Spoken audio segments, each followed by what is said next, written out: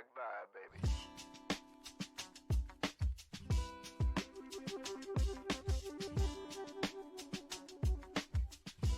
Welcome to the Cup of Joe Show, where we explore the journey of recovery from alcohol and drug addiction. One story, one conversation, and one step at a time. I'm your host, Joe, creating a safe space for honest discussions about the challenges and triumphs of addiction and alcoholism. In each episode, we'll hear inspiring stories and uncover tools that make healing possible. Sobriety is not a one-size-fits-all journey, and you don't have to face it alone. Recovery is possible, and it's worth it. Thank you for joining the Cup of Joe Show. Now let's get started.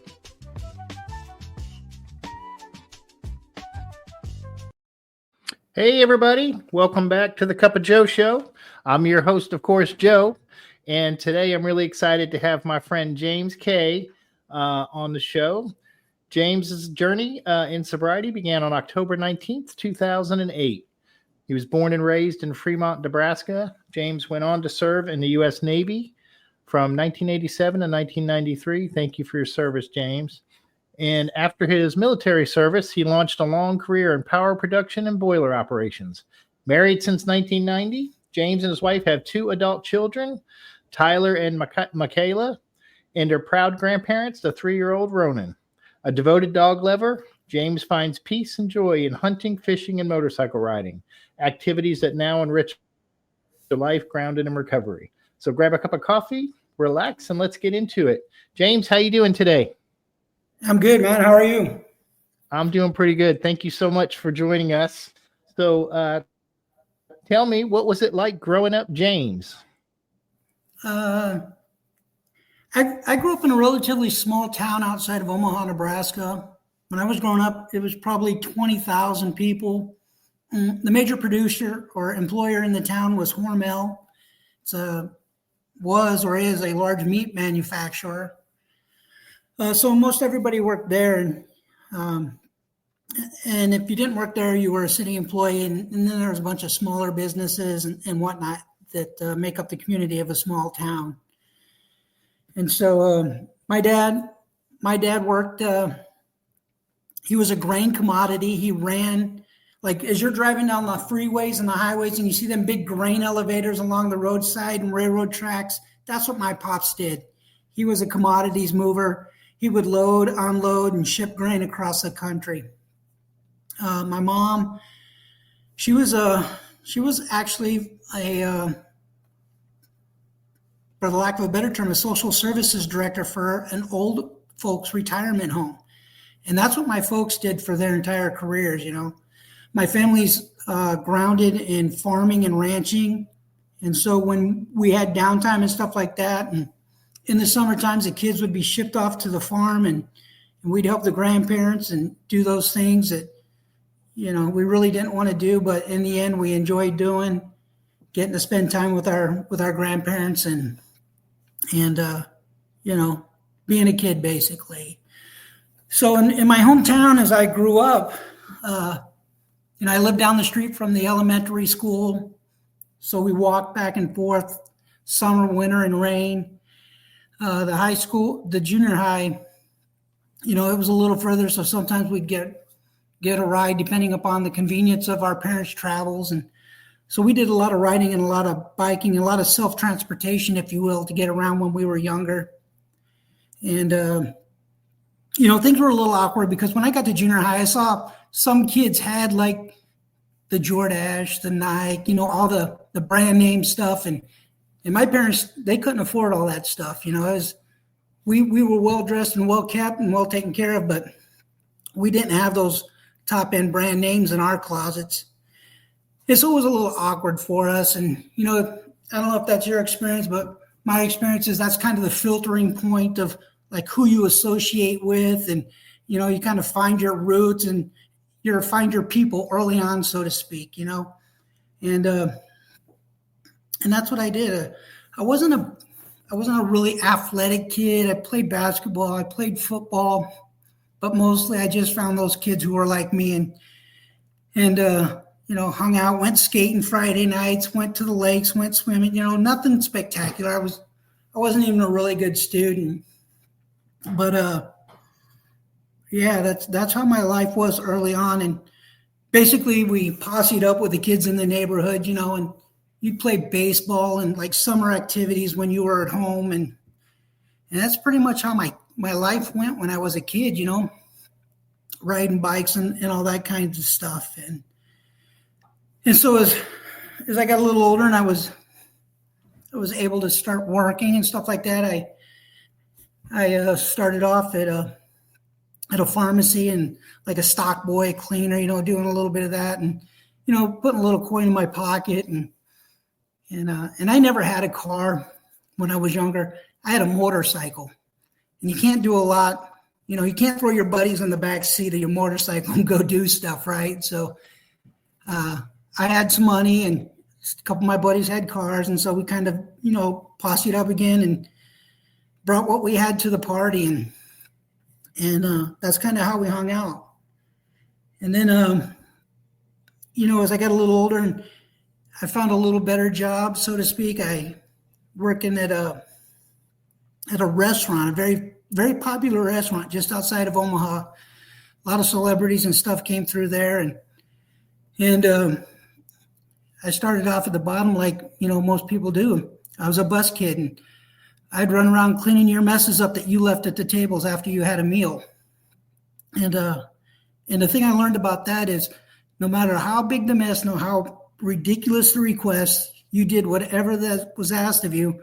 That's how you made a little extra money, Like those people would throw a little money and say, hey, stick this in your pocket and don't tell your server, And what I'd come to find out is they call that a personal tip for, good service. And so as I progressed up, became like a server's assistant, if you will, I took those lessons to heart because I liked having the money. What would actually become a downfall for me actually was an upstart, if you will, because the things I found out early on in junior high school is if you had a job, if you had a mode of transportation, if you had money and you had access to alcohol, you got invited to all the parties. It doesn't matter, what kind of clothing you wore, the level of income your parents made. If you had that kind of stuff, you were on the list. And I was on the list. And so it really took off for me. I would make a lot of money for a kid my age. We'd have people like Warren Buffett come in and the governor and senators and stuff. And they just threw cash around like, no, you just did a good job. And they rewarded you. And I learned that early on. And so what happened is I worked for this guy, Jewish guy. His name was Saul. Really good dude. Absolutely too good to some of us. And so what Saul would do is he would say to us, I don't want you stealing the liquor out of the cabinet. Take whatever you want. Leave the money from where you take it so that I can account and pay for it. And that's what he did for us. And, that's kind of where my real drinking kind of started to take off is I didn't have to stand at the corner and say, hey, mister, if I give you this money, you can have half of it. Would you buy? I would just get what I wanted when I was at work and take it home with me. And so, that's kind of how that went. And like I said, when I had access to all those things, I didn't have a problem with friends. Not that they were my friends, but like I said, I still got invited to all the gatherings. And I knew why. There was no fallacy about it. I knew why I was getting invited. I didn't care, And so that thing just kind of like, it grew for me. When I turned 16, the owner's wife, she turned out to be one of us. And what happened is she would call me on like Fridays and Saturdays when I didn't have school or on the weekend. And she'd say, hey, I need to go to Omaha. I need a driver, because by this point she had lost her license for an extended period of time. And I had built that relationship with her. And she's like, can you take me? I'm like, yeah, Dottie, I'll take you to Omaha, whatever. And so what would happen is I would drive her unbeknownst, she told me she had some appointments. She called them appointments, but what I was actually doing is I was driving her to Alcoholics Anonymous meetings in Omaha because she thought that nobody knew that she had a problem, and when you live in a small town, everybody knows your business. So, but she wasn't fooling anybody. But when I would drive her in there, she would throw me the keys to the caddy and say, go get it washed, get it filled, and slide me a few $100s to say, pick yourself something up, and so I never said no when she called, and that's really where things started to go for me, because I had what I thought was an unlimited access to cash, booze, a little bit of stature, if you will. Some of the employees were jealous, like, why does he get to do it all the time? Because they'd find out she'd slip me hundreds of dollars. And so, and that's, that went all the way through high school. And, it almost came to an end once, not due to my fault, but one night Saul, the owner, he says, James, I want you to take the cash's till. And he gave me directions, like, when you drop Dottie off at home tonight, do this with the cash, and I'll take care of it when I get home. So I did exactly what he said to me. And about midnight, 1:00, my phone rings. My dad answers. I'm like 16, 17. My dad comes into my bedroom and he goes, Saul's on the phone. What did you do? And I'm thinking, I have no idea. And so he's like unloading on me. And I'm like, Saul, I did exactly what you wanted. I did exactly. Unbeknownst to me, while I was stashing the cash in a hiding spot in the garage, Dottie had seen what I was doing. And in her drunken state came out and got it and moved it. And then in the morning, she didn't remember doing it. And so Saul's freaking out because we're talking $30,000, $40,000. And so that was like, he come to realize that was not my fault. And, that didn't have anything to do on me. That was Dottie. And so I got to keep doing it, until I got out of high school. And then when high school came and I graduated, and things by this time had progressed severely. And my mom and dad were tolerating a lot of stuff. And one night, I don't even remember exactly what it was, but I remember the day after. My dad's like, kid, you're either getting out of my house, you're going to college, or you're entering the military, And when you're 18 and you're making a lot of money and you're pretty much writing the rules, even though you shouldn't be, I thought I knew more of my dad. And so I thought, I'll show that guy. So I went down and joined the Navy. And if you're anything like me at 18 years old, starting down the pathway that I was on, you got no business going to the military, because when you're growing up in a household in a small town community, there are a set of morals that the community not only tries to instill in you along with your parents, but everybody's watching you. And so once I got out of the nest, I kind of like pushed all those morals and those teachings and stuff to the side. And I thought, James, you're on your own now. You're making your own money. You're making your way in the world. You make the rules. And so I did. And it turned out to start to be a disastrous part of my life. When I went to the Navy, I went to Chicago. That's where they sent me for boot camp, and probably the driest 8 weeks of my life, the driest and the coldest. I was there in the middle of December and January. And so once I got out, I got shipped to what's called a C school, or an A school. That's where they start to train you your craft before they send you to the fleet.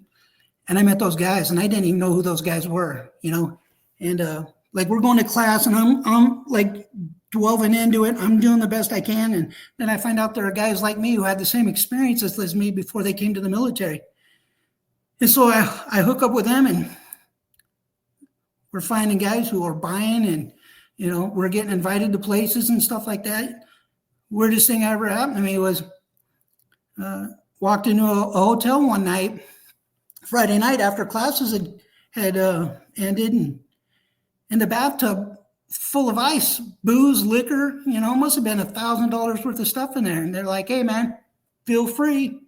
And so, that's the kind of shit that we were doing, kind of stuff we were doing. And so once once it got to that point, it just like there was no undoing it, because we were going into places that the Chicago Bears, the Chicago Cubs, we'd go into downtown Chicago to a couple of them nice nightclubs, and you'd run into a few people, and we ran into them, but man, we weren't in any condition to be there. We shouldn't have been there. We weren't behaving like we belonged there. And that thing just continued, man. And so what eventually happens in Chicago is a bunch of us get called to the carpet by the commanding officer and issued that warning, knock it off or else. And so I survived that point and went to the fleet. And, the same thing, the story, same thing. Things never change. You just find those people everywhere you go. And everywhere I went, I found those people. And my first duty station was Long Beach, California. And if you're anything like me, Long Beach, California is not a good place to be, because we're doing that work day, and at 4:00, you're thinking, what do we do now? And we go do what we like to do. And we find the bars with the rock shows and head up to Hollywood where nothing shuts down and there's no IDs being asked for. And 3-4 o'clock in the morning, you're stumbling across the brow of the ship and get 2 hours of sleep, and you go, man, I'm never doing that again. 4 o'clock rolls around the next day and everybody's going, where are we going tonight? Same thing, man. And so that just happened. And when I got ready to leave my first ship and come back to sea school in Chicago, I met what would become my wife. I met my wife, and I was doing a lot of bad things. I was not being a good boyfriend, a good man, a good, decent human being. And so I head back to Chicago and all that, and go through sea school. And we got like 3 weeks left, and Friday night, and we finished school for the week, and we're up there getting drunk, and they call us back to the schoolhouse, and they go, good news, bad news. Good news is you just graduated. Bad news is you're all on your way to Iraq. So they sent us home for 2 weeks, and at this point, my wife is pregnant with our first child. And so I'm thinking, man, I got to do the right thing. If something goes wrong, I got to make sure they're taken care of. And so we get married, and I drag her to Florida to my next duty station before I transferred to Iraq. And what she thought was going to be a great life, and, the ability to experience some nice things and move around a little bit, was not exactly what it was. It was more like a hostage or a prisoner situation, because that's how I treated her, And so we get to Florida, and I'm moving over, and then we get back, and there's some other things going on. And, I'm doing those things that a good husband, a good man shouldn't be doing to a woman that he's allegedly committed to. I'm that guy. And so that continues on for, 5 more years, 4 more years. Go to my last duty station, which I didn't know would be my last duty station. They have an advancement exam. I pass. I become first-class petty officer. A kid that was co-running the shop with me would now have to work for me. He didn't like that idea, allowed it to escalate into something it shouldn't have. He stabs me in the face with a 10-inch flat blade screwdriver. So I appropriately start to beat him unconscious in front of the executive officer. Things are so bad that I don't even know what I'm doing. I can't hear the instructions and the yelling of people telling me to stop. I just got one hand around his throat and the other hand's going off like a jackhammer. I'm just beating him bloody. And so when they get me off of him, what happens is they take him off and row to Spain. He goes to the brig. I go to a court martial in Iraq. There were some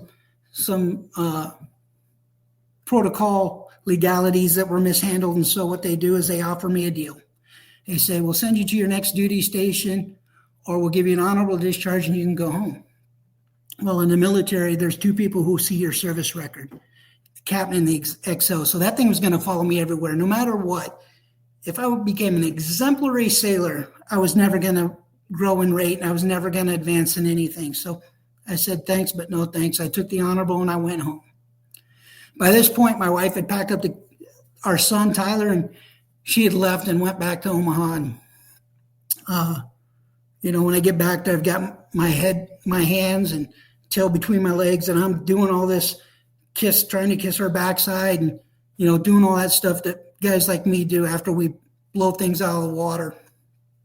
And so she's filed for divorce at this point. I don't want that to happen, but in reality, I have no choice. That's her decision. That's her action. I may not want it to happen, but I can't do anything about it.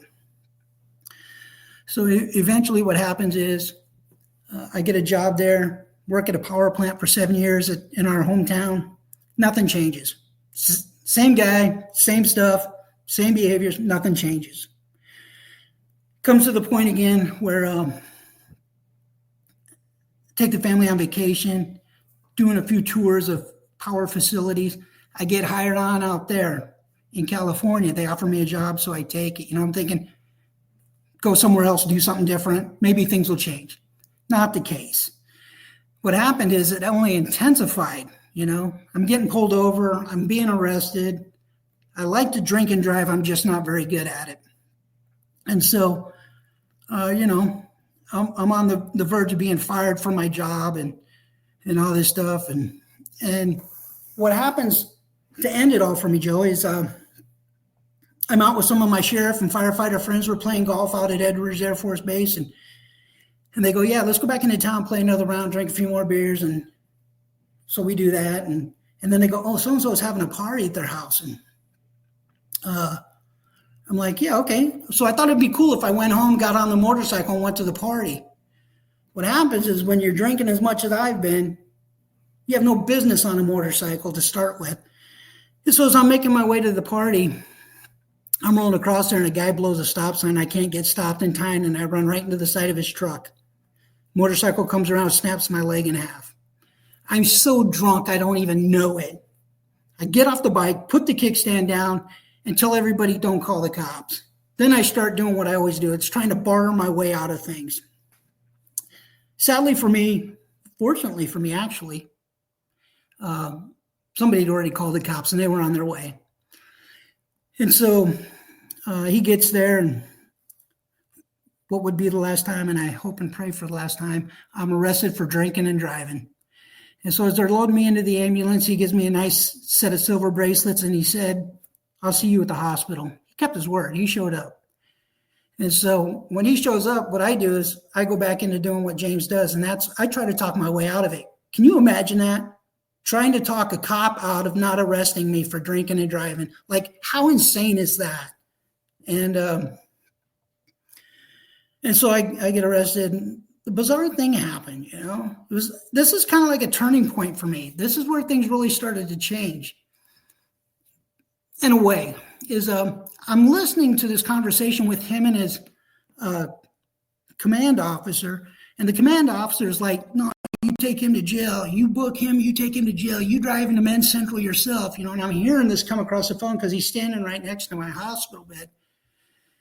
And what he does is he says, no, I'm going to cite him and I'm going to let him go home. By the time I get out of the hospital that morning, I've got a cast on one leg, I'm on crutches, and I'm doped up.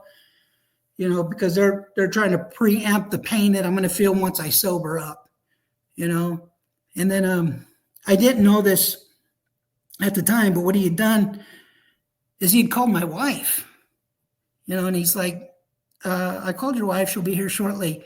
And in that moment where he was trying to tell his command duty officer he wasn't going to take me to jail, I said, now you have to, because jail's going to be the safest place for me. And when Denise got to the hospital, she was none too happy. Wasn't a single word spoke when we got home. She had just made a makeshift bed in the office for me, and that's why I slept for 4 days. And during those 4 days, I had no idea what I was going to do. I'd run the gamut. I'd done it all. I'd been it all. And I knew what was coming because she had told me, and I'm just laying there. I'm listening to her pack. And I can hear it, and the U-Haul shows up. I'm like, yeah, you've done it, dude. You've done it. And then I have to call my boss and explain to him what happened. And I don't know what's going on, what's going to happen next. And so I'm laying there for 4 days. And what happens is the realization that I don't have any answers left. I don't know what to do.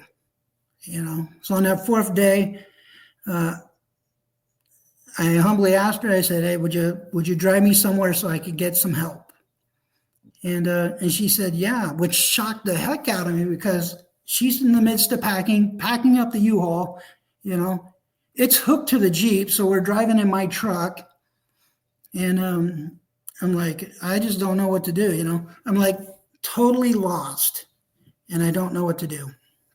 And so we drive down to Glendale where there's a hospital with an intake program. And I go in there and I'm honestly ready to do something different. And so I'm doing this. And what I get out of this is these people really aren't that interested in helping me. What they're more interested in is how much money can they suck out of my pockets. And I'm just listening to all this stuff they're saying and doing and, sign this, sign that. And I finally just said, thanks, but no thanks. And I walked out of there. And as I'm hobbling back to the car on my crutches, this guy comes running out and he goes, hey, man, this lady's right up the street. Thinks she can help you. Go check her out. So I'm in the car and I asked Denise, I said, hey, do you mind? And she says no. She drives me up to Santa Clarita. It's about 25 miles up the road from Glendale. And so I follow the instructions and the directions that this guy gave me. I go into the building, I go up to the second floor and I knock on the door. No answer. None, right? Like I'm ready to take these actions to do something different, to try to affect change in my life. And now they're not answering the door. What the hell? And so I go back to the car and I tell Denise, I said, nobody answered. And she said, did you call? And so I called and nobody answered. And I called again, I made a couple of calls. And what's happening is I'm just like, this is it, man. This is how my life is going to be. My wife and my kids, they're on their way out of here. They're headed back to Nebraska. And I'm going to be stuck, a miserable guy all by myself. And so we're driving back home, back up to the Antelope Valley. And my phone rings and I don't recognize the number, And so I answer it and it's her, And her name is Jody. And what she told me was, we don't answer the door during lunch and we don't answer the phone during lunch. And I was there during the lunch hour. And so she starts asking me a few questions and stuff like that. And she says, I have session tonight. I'd really like it if you could come back. And then I go into James mode again. I'm like, I'll show up Monday. Let's start Monday, doing those kinds of things. And I hang up the phone and Denise doesn't say anything. We're just driving and it's dead silent. And I looked over and I said, I just did it again, right? And she didn't say anything. She just gave me the look. So I picked up the phone, called Jody back and said, I'll be there Wednesday night. That was the road that started it for me. I was October 19, 2008. And I tell you what, that lady saved my life. She really did. And if she hadn't called back, I don't know where I'd be. I don't know. I don't even know if I'd be alive, Joe. So Denise is good enough to drive me back at 8:00 at night for a 2-hour session. And I don't have a driver's license now, so I'm depending on Denise for everything. And she says, as long as you do what you need to be doing and you're making concerted effort, I'll stay. Once it changes, we're leaving. And so I was like, okay, and that's when I come to find out you can't do anything for somebody else when you're living the kind of life, when your life has become what it has. You better be looking to do something for yourself because you can't do it for someone else. And what happened is I start to realize that Jody runs a program. It's a rehab, but it's 12-step based. It's none of this psychobabble bullshit that BS, sorry, Joe, that we hear a lot of in Alcoholics Anonymous today, and everything was coming straight out of the book, the literature, the pamphlets, everything. And I stayed for 8 weeks and something else happened, I got to see exactly what my life looked like, how it had fallen so far apart, even though I thought I was in such great control. I had the house, I had the money, I had the cars, had it all. or so I thought. What I was doing was paying the bills. There was no relationship in that marriage. There was no relationship in that family. When I'd come home at night, I would like to call that the cockroach syndrome. When I walked through the door, my family didn't know which James they were getting. So when I walked through the door, it's like turning the lights on, right? You turn the lights on and the bugs scramble. That was my family. They got out of there every time they could. And so as I progressed and getting ready to leave rehab, thank God she prepared me. Towards the end there, I was being very dishonest with her, and I was saying I was doing some things that I wasn't, and one of those was establishing a home group and making contact with the sponsor, getting connected so that when I left her program that I'd have something to continue my journey on, so that I'd have to go back living the way that I was living. And she knew when you lie to somebody who's got 35 years of sobriety, they know everybody, they've heard all the nonsense. You better have a good game. And I didn't have a good game. And what she says to me is, she wrote it on a piece of paper. She wrote this guy's name, Mark. And she said, this is where you'll find him on these days at this time. And she said, you better go see this guy. And the next time you see me, you better have him as your sponsor. And so I do this really ignorant thing. Don't know anything about Alcoholics Anonymous except for the little bit that I've learned in Jody's sessions. And that is, I walk in the middle of a meeting. They're in the middle of a book study, right? They're sharing. There's like 40 or 50 people in here. And I walk in and ignorantly take over the meeting. And I say, who's Mark Coffey? And everybody looks at me. And I don't even know what's wrong with it. I don't get that I'm just being an ignorant, incompetent fool, disturbing something that, may be saving the life of somebody that night. And Mark gets up out of his chair and he grabs me by the arm and drags me outside, as he should have. And he says, this is a meeting of Alcoholics Anonymous. What are you doing? And he gave me his number and that. And he says, I'll be home at such and such a time. You call me. And then he threw me out of the building, and as he should have, And so that began the journey with Mark. And what Mark did was he told me a lot of stuff about himself. He didn't lecture me on anything other than me failing to keep commitments and be committed to the process with him. He made it clear that if I wasn't going to do the things that he does or go to the meetings, be accountable, any of that, he ain't got time for me. There are so many other guys that he could be helping. And so when I would falter, he would let me know that. He would reiterate that stuff to me. And so I would, get back up on my horse, so to speak. And I would start doing those things. And a lot of it for me was, I had that ego, man. Like, I have this ego that I have to carry, protect, and show out with, because I'm not like you. And that was one of the first things. I sat in the back, first meeting, they get up to close the meeting and they hold hands and they say this prayer. And I look at the girl next to me and I go, do I have to do that? There I am singling myself out again because I'm not like you. I don't do those things. What I come to find is I'm exactly like everybody who's in that room. I just don't behave like them, like they are. And so, I start the journey with Mark, and he tells me a lot of things, and I just can't believe it. I can't believe that's true. I can't believe that's true. I can't believe that's true. And what I've come to find out in my first 5 years is 98% of everything he told me was true. Everything he laid out there for me was true. Whether it was verbally or whether he was showing me something, it all was true. And so I started doing the work, and like I said, I had the money, I had the house, the family, not really a family, it was just people living in the house. I was providing the dwelling for a bunch of decent individuals to maintain a life.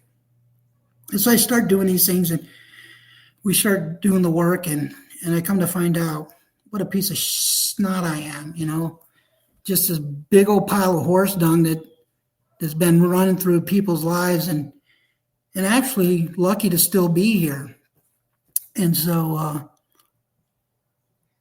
we get to the third step, and here's where another part, actually, I felt this change. It wasn't anything specific or life altering. It was just like this little change that I felt. And we're doing a third step prayer in third step in Mark's office. And I've known him for a month maybe. And he says to me, James, now we're going to get down on the knees. We're going to hold hands and we're going to talk to God. And once again, I'm thinking, you are out of your tree, dude. And so I do it. I'm trying to be past that point. I'm not doing and asking questions. I'm just doing. And so I do it. And I feel this little shift take place. And I don't know what it is, but I feel a change. And so then he tells me, we've got to do 4. And he laid things out in piecemeal for me so that I wouldn't get too overwhelmed and I could, keep my directional moving forward. And, 4 and 5 are probably the hardest things for me, because if you're like me, you don't want to divulge any of that stuff to anybody, some of that stuff that you've done, and I was a nasty guy. I was not a good man. I was a piece of junk. And so he gives me direction. I go home and I do 4, and it takes me 2 months, not because it had to, but because I let it. And so, I get all this list, and I go back to him and I do step 5. And I had this experience where there was one thing really nasty on there. And I'm like, not telling anybody, this is my secret forever. And so I did, and I didn't share it with him. And it would come back to haunt me later in my life at about the 10, 11 year mark. And so, and my life continues to move like that. And so what I find is that I'm doing some of these things, but I'm not willingly doing them. I'm just going through the process because that's all I'm capable of doing. Guys say, just get in the car. In California, that's the saying, just get in the car, just get in the car, just get in the car, which means just come with us and do what we do. And so I would do that. And I would start showing up at meetings, taking parts in the meeting and going to other events and stuff and taking part, participating and, talking and sharing and life started to really change, And one of the things I'll share back up a little bit is I had this experience where my wife says to me at one point, she goes, can you maybe just stay home, start spending a little more time with us and stuff like that. And I said, sure, and what happens if you're anything like me is you can't do that. I can't afford that. That's not a luxury I can afford, because what happened is I started to revert back. I started to change. And my wife says to me one day, she says, you need to call Mark and you need to get back to them meetings. And Mark told me too, says people are going to see it before you ever recognize you're doing it. And my wife, she recognized it and Mark would see it. And so, I just started all in, that you've heard the sayings and stuff like that. If you're on the outer edge, you're easily picked off and, you want to be with us, being amongst us and, grab an oar or whatever. And so that's what I did. And I didn't always do it perfect but I always did. And I could tell when things started to go a little south for me, I'd have to run back and maybe make an amends or, own up to something that I did that I didn't recognize or do that I didn't want to, own up to. And I'd have to set some things straight, not for the sake of those I've offended, but for my own. And so, things really got good. About the 10-year mark, man, things started to change for me a little bit. I started to see some things that weren't happening, and I let some things get in there. One of the things I suffered with early on was I made pretty good money. And so Mark would tell me, he says, here's what I want you to do. I want you to put a certain amount of dollars in at the home group. And then every meeting you go to, you put this much money in. And what I was seeing is people show up and take from the meeting and not contribute back in any shape, form, or whatever. I would see people walk in with a $10 pack of cigarettes and an $8 drink, and the basket would come around and nothing would go by. And I would let that build a resentment. And about the 10, 11 year mark, I it just festered and it came to a head. And I had to go back to Mark and I had to tell him, because I had started sliding a little bit. I had to tell him what was going on, And what happened is he says to me, yeah, but that's none of your business what they're doing. You do what you're supposed to be doing so that you don't have to go back to being the James of old. And trust me, if you're anything like me, that's not an easy pill to swallow. Although it is the truth, it's just not easy, because I'm doing it. Why aren't you? You know what I mean? And so I struggle with some things like that and just some growing pains, if you will, and so I moved on and I just continued to do the things, be active, participate, and what happened is I found myself not even indulging in the thought of what my life used to be like. I found this new way of life, which is really kind of strange because on Mark's car, he had a Prestige plate. It was designed for living, which comes out of the big book.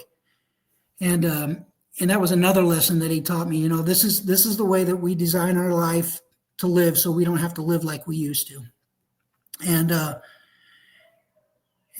so I started doing all those things, and I see my life changing. I see things starting to change even more. And now I'm doing things without thinking about it. I'm just doing it as a principal way of trying to live my life, trying to be a better father, a better husband, just a better individual overall, a better coworker. And what things are like today, man, it's a 180 from what I used to be. Here's how Alcoholics Anonymous has worked in my life. When I got back to work, everybody knew. And at about, 5-year mark or that, I had management coming to me asking me, what's happened? They were seeing it. I wasn't saying anything, but they were seeing this change in me at work, and they wanted to know what was happening because they wanted to send me for a piss test. And I'm like, nothing like that, And so I had to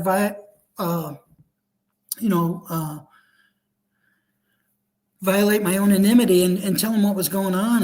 And down the road, I would have senior staff come to me and say, hey, man, I have a family member with a problem. What can you tell me? And I would just share my experience and basically tell them, you can't do anything for them. They have to want to do it themselves, and then give them a little guidance and some direction and find some information and stuff like that.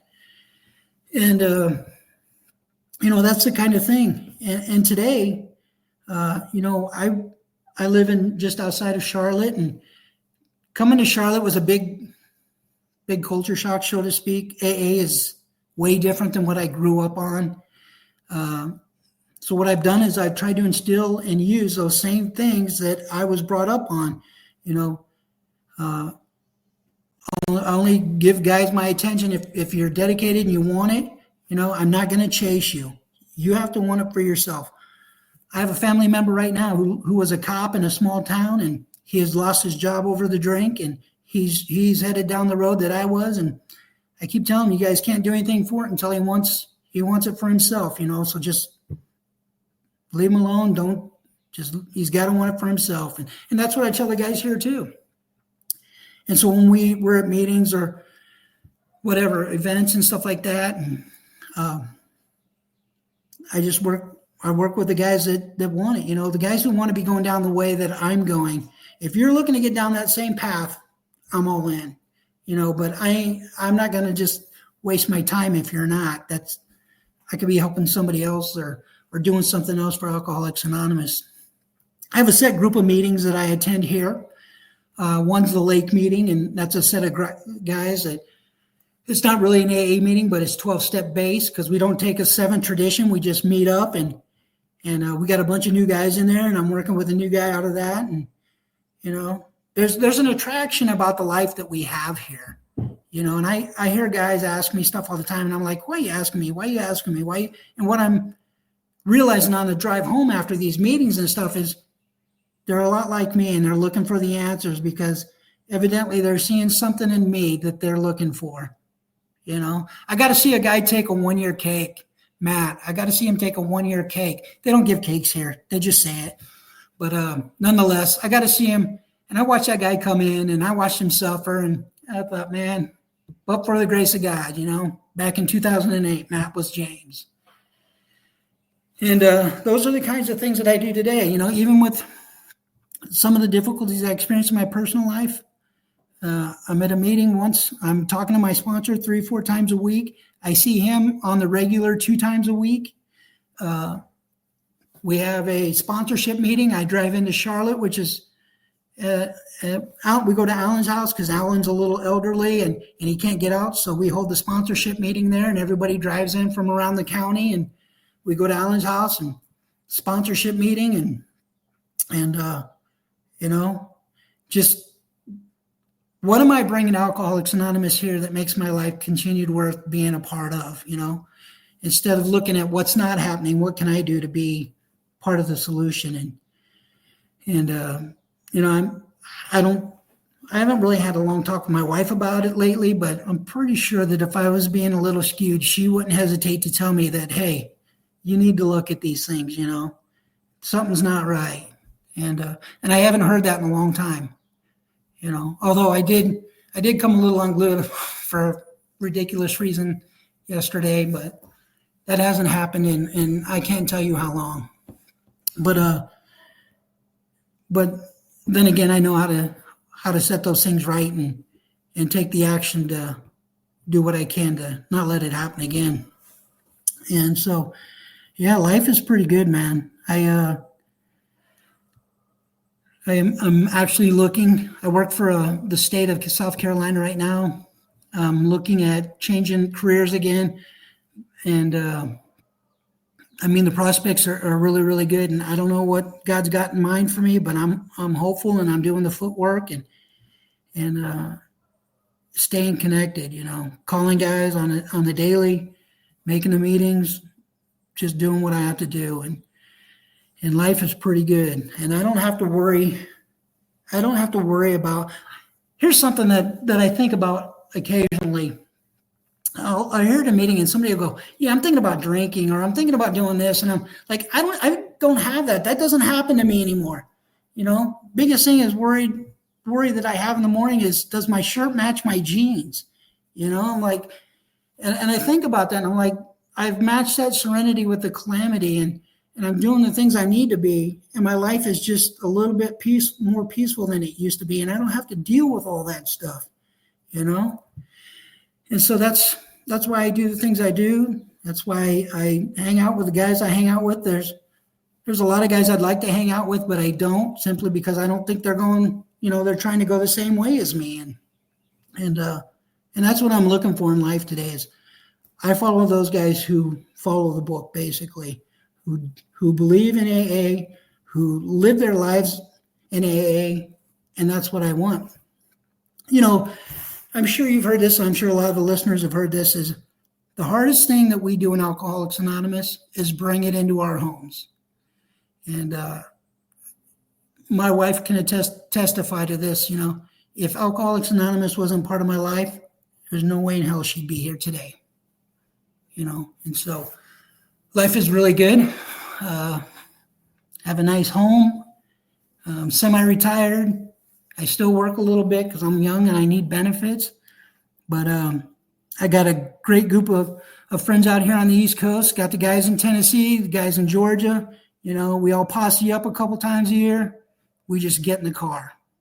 And my life is pretty good. And so unless you got a few questions or something you want to ask me specifically, that's pretty much what I got. Of course I do, James. Hey, first let me say I appreciate you, and I think you're helping people, you know, and I think this will help people. What's a day like for you? Like when you wake up and you go through your day, like what's your recovery day? Let's say what do you do to manage your recovery, like on a daily basis? Denise and I will, at nighttime, we'll usually have a little chat. My wife's got her own little thing. When I wake up in the morning, the last thing I do before I leave the house, I picked this up from a guy that I admire the heck out of. He's no longer with us, Johnny Harris. He's gone on to the big meeting in the sky. But I heard him say one time is he asked God not to let me walk out the door and get into something he can't get us out of. And that's what I do. When I'm leaving the parking lot for the day or the driveway for the day, I just run that through my mind. I've got a non-conference piece of literature that I read, and I just say a few prayers and talk to God on my way. I'm a full-time student, so Monday through Friday I'm going to class, and I have a thumb drive in my car with a bunch of AA speakers, and I'll listen to a little bit and turn it off and just try to be present. And then, I'm making a meeting depending on the day and the time and where I'm at. And then at night, I just kind of go through my own head and review my day and see where I screwed up and what I need to do to set it right. Nothing extravagant, man. I try to keep it simple because I am able to louse anything up if I don't. Well, I think that simple is great. I love what you just said about, don't let me walk out of the door to get into something I can't get out of. Like, I'm going to start using that, James. I need that in my life. So I appreciate you sharing that. I'm not that smart. I always borrow a lot of stuff that I hear. I've always heard there's nothing new in recovery. We all borrow, so it's all good. We're just passing it along.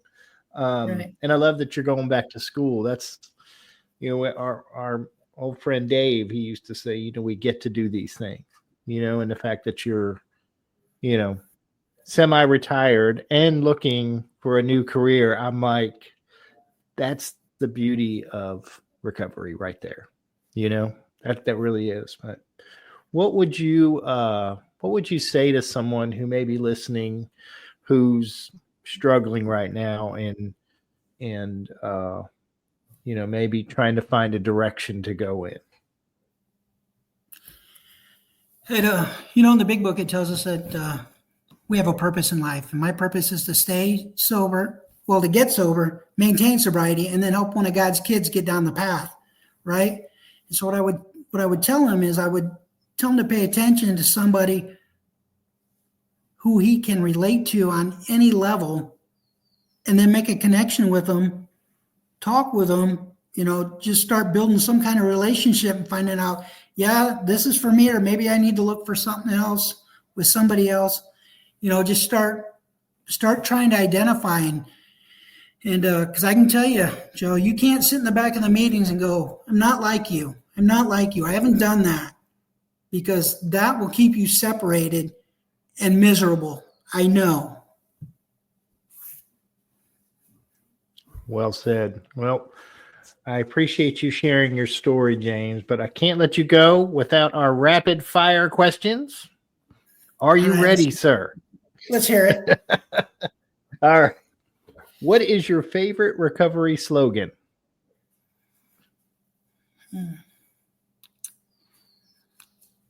Oh, man, I don't even think I have one. I don't know if I have a slogan, but I have a favorite passage out of the big book. And my favorite passage out of the big book is chapter 4, We Agnostics, the first 2 paragraphs of the chapter. So if that qualifies, that's it. That qualifies. Fair enough. All right. Now this one's going to be harder then. What is your least favorite recovery slogan? I hate to say, I hate hearing keep coming back, or meeting makers make it, because that's not really the case for me. Just because you go to a meeting doesn't mean you're going to make it. A meeting maker is somebody, in my opinion, who shows up for the meeting, active in a meeting, takes part, is present, just doesn't show up and take, So that's kind of like the thing for me is I don't know. That's it. Keep coming back. That's it. Fair enough. What do you think is your sobriety superpower? I don't have one. I would say my willingness to never say no. Recently we went camping up here in the North Carolina mountains where that storm rolled through. Mm-hmm. And every time I, was getting ready to go do something for myself, somebody said something. So I said, yes, yes, yes, yes. Just yes. That's what I do. I just say yes. If you could say one thing to your former self, what would it be? What took you so long to get here? What song do you play to lift your spirits when you need a boost? Anything hair band from the 80s. Anything. If you could grant yourself one wish to help with your recovery, what would it be?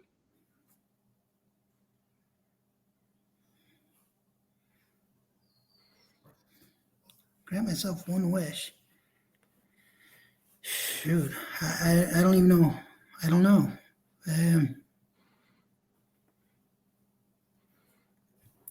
Because in the literature, it tells us we're not to ask for anything for ourselves unless somebody else will be helped. So I guess if I ask for something, that would be it, is that somebody else would benefit from it as much as I, or even more. Nice. What step do you love the most?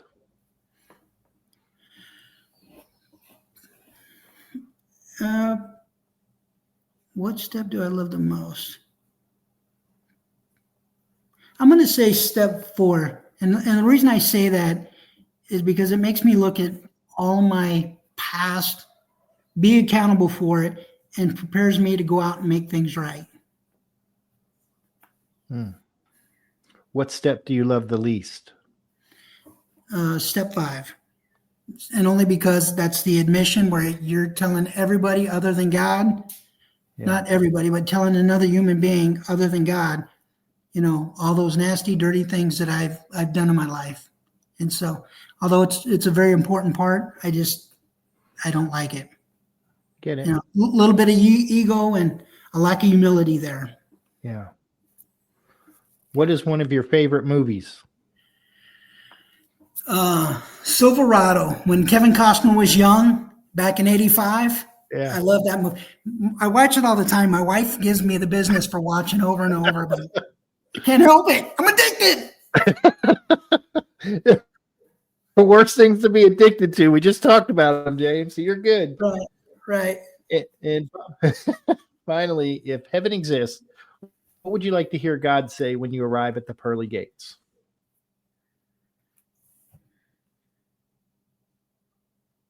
Man,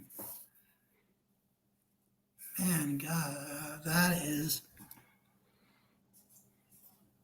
Well, I'd like for him to, welcome me in and maybe, I don't know, say,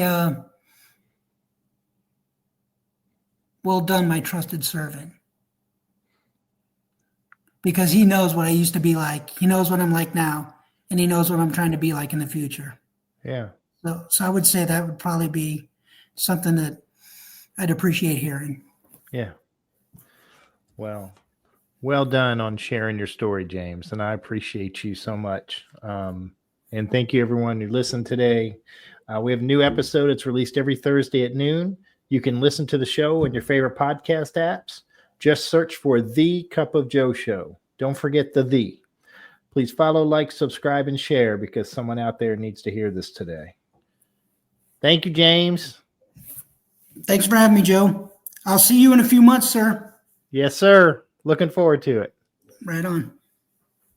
It's just a laid-back vibe, baby. We hope you enjoyed today's Experience, Strength, and Hope. We are so grateful you decided to join us. Please share this episode with someone who might need it. Also, don't forget to like and subscribe. Remember, no matter where you are in your recovery journey, you are not alone. Reach up and reach out to someone. Please do not suffer in silence. Until next time, let's take it 1 minute, 1 hour, and 1 day at a time. Thanks for listening to The Cup of Joe Show.